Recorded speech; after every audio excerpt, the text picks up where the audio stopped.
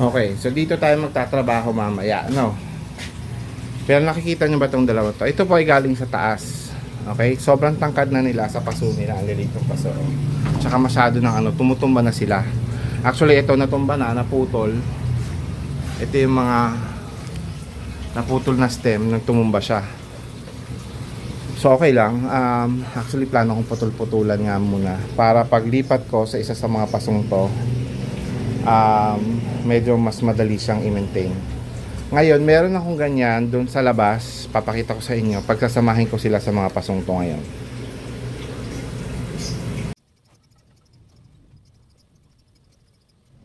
Hi Plant Kids! Welcome to our next video.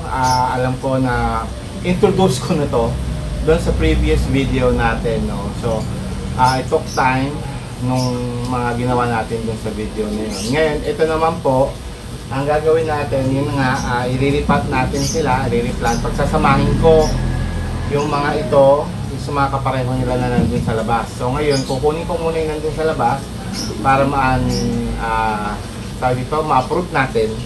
At ito, i-approve din natin. Tapos, yun, pagsasamahin natin sila. Okay? Let's go!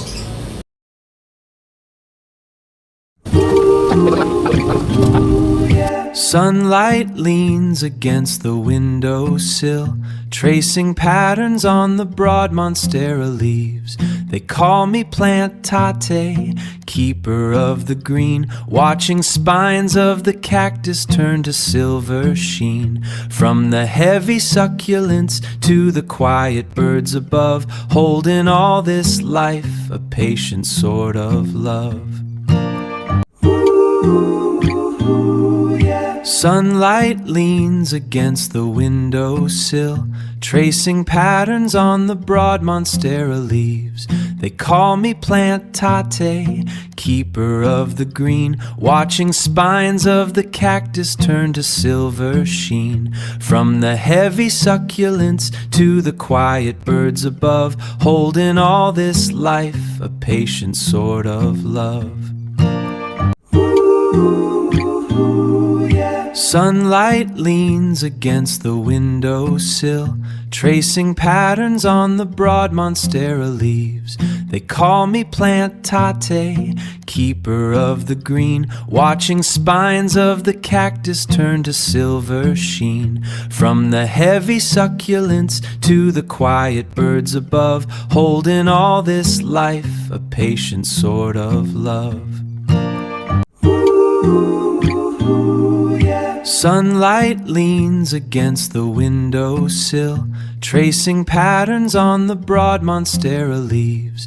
They call me Plant Tate, keeper of the green, watching spines of the cactus turn to silver sheen. From the heavy succulents to the quiet birds above, holding all this life, a patient sort of love. Sunlight leans against the windowsill, tracing patterns on the broad monstera leaves. They call me Plant Tate, keeper of the green, watching spines of the cactus turn to silver sheen. From the heavy succulents to the quiet birds above, holding all this life, a patient sort of love. Sunlight leans against the windowsill, tracing patterns on the broad monstera leaves. They call me Plant Tate, keeper of the green, watching spines of the cactus turn to silver sheen. From the heavy succulents to the quiet birds above, holding all this life, a patient sort of love. Sunlight leans against the windowsill, tracing patterns on the broad monstera leaves. They call me Plant Tate, keeper of the green, watching spines of the cactus turn to silver sheen. From the heavy succulents to the quiet birds above, holding all this life, a patient sort of love. Sunlight leans against the windowsill, tracing patterns on the broad monstera leaves.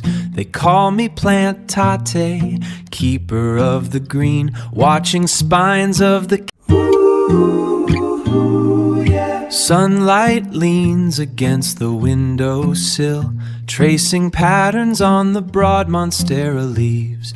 They call me Plant Tate, keeper of the green, watching spines of the cactus turn to silver sheen. From the heavy succulents to the quiet birds above, holding all this life, a patient sort of love. Sunlight leans against the windowsill, tracing patterns on the broad monstera leaves.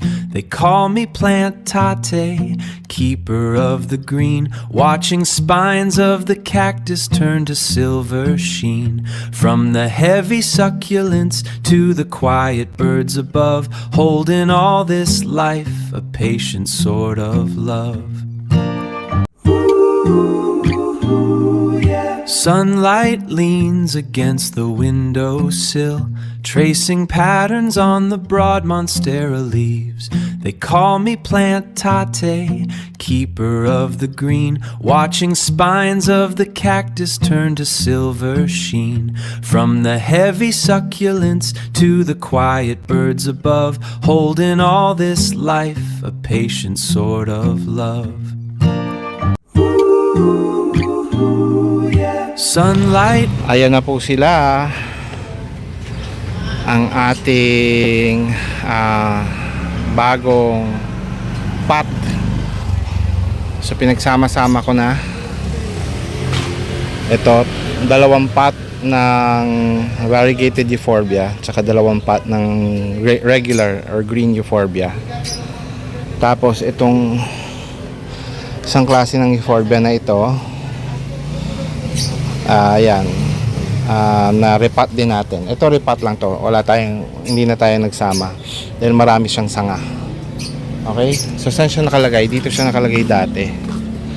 Ayan, since malalaki na yung pot, hindi ko na alam kung paano gagawin dyan. Pero ang tagal ko nang gustong ayusin tong to area na ito ulit. Actually itong buong harapan, kasi nakita nyo, gubat na. Pero gusto ko dyan is yun, makakapal na, nag-stabilize lahat ng halaman natin ng tag-ulan. So kaya ako masaya. Yung fountain natin hindi na nakita ulit dahil sa kapal ng ayan sa kapal ng halaman, which is okay kasi gusto natin makapal yung halaman. So ito ngayon, pinag-iisipan ko kung itong part na ito, pag samasamahin ko yung caladium at saka caladium at saka colocasia na magkakasama sa isang layer na lang o dalawang layer na lang, tas yung ibang layer gagawin kong cactus. Lalo na ito, hindi masyadong inaano ng yan pero hindi masyadong inaabot ng ulan, pero may araw yung first layer, yung second layer na yan, kasi ito yung first layer, no? Pag-isipan ko pa kasi tamo to, itong euphorbia naman na ito, nagtaasan din to. Ayan, may mga dahon na euphorbia. Ito natin tingnan. Ayan yung green tsaka yung red o rubra. Ayan, tapos ito yung mga baby yan dati nito. Ayan, buhay na. So pwede na rin akong magbenta niyan o mamigay kasi yung mami ko, yan yung una laging nun, tsaka yung pastora namin, yun yung mga una laging beneficiary ng aking babies. Yung iba binibenta ko na. What else? Ito, yan. As in lahat, plano kong ayusin yan. Hindi ko pa alam kung paano at anong gagawin kong ayos. Dati gusto kong maging aesthetic. Nung naglakihan na, wala nawala na naman ang pagka-aesthetic ko. Yan, pero ang importante sa akin, nakalagpas sila sa tag-ulan na grabe, yung sunod-sunod talagang araw. I think yun na yung pinaka-grabe. Kaso yun ang kailangan ng putulan. Tagal ko nag-request yun sa aming admin, pero hindi pa napupuntahan ng Meralco ko. Meralco dapat ang gumalaw niyan. Okay. So yan. So yan na po ang ating mga natapos ngayong hapon, ngayong araw. Actually 2 episode to na video ko, kaya isang short ko. Maraming salamat po. Muli maraming salamat po sa pagnood. This is Tatay Barrio. Pati follow, say bye, Plan Kids!